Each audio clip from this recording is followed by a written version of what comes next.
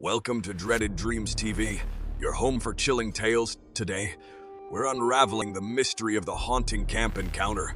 Hit that like button and subscribe for more eerie stories. In 2019, I went to a summer camp called Camp Ernst that my parents signed me up for. Thankfully, it was with my best friend James, so I wouldn't be going there not knowing anyone. The camp was for 2 weeks, and it was the typical setting you'd expect to see in those old summer camp horror movies like Sleepaway Camp. There were 2 big cabins where the girls and boys slept respectively. There was also a big lodge-type building with an activity center, dining hall, and other amenities, and then various other smaller buildings scattered throughout the camp.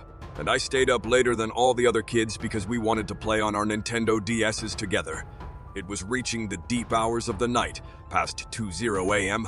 We were still playing DS together when the door to the cabin opens, panicking. We both threw our DS's under the pillows and pretended to be asleep.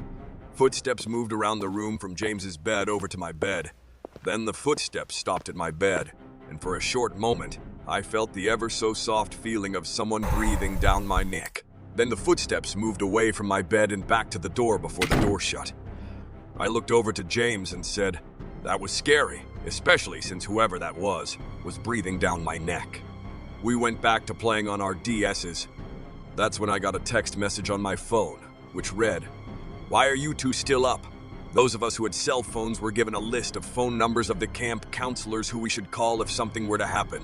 But that number didn't belong to any of the counselors. Not that I knew of, at least. I texted back saying, "Who is this?" They never responded, though. I told James, who didn't have a cell phone, and he was just as freaked out as I was. Obviously, it had to be a counselor, or so we thought. So we went back to playing on our DSAs with the screen brightness all the way down. We both heard the back door to the cabin open. We looked at each other and once again threw our DSAs under the pillows. There were no more footsteps, though. Suddenly, my phone vibrated. There was another text message from the same number. It said, "It's Counselor Tony. Come outside to the back of the cabin. I have something to say to you." I told James, and he said it sounded way too suspicious. Then we both wondered if whoever this Tony person was the one who just opened the back door. I got off the bed and took a few steps to the center of the room, where I could get a view down the hall to the back door. There was no one in sight, so I walked down the hall a little bit. James didn't approve. When I got closer to the back screen door of the cabin, I realized there was a little section of wall that caved in, and in that little opening, there was someone hiding. I got a little closer, realized it was not a camp counselor, but some really old, creepy-looking man who was about the same height as me. I ran back to my bed, screaming for help, waking everybody up. It was at that moment that I heard the back door slam shut. A camp counselor came rushing inside through the front door, and I told everybody what just happened. The counselors went around the whole campsite, searching the perimeter for anyone matching the description I gave. It was a big place surrounded by forests, though. It would be impossible to find someone. What still doesn't make sense to me is how that man got my phone number.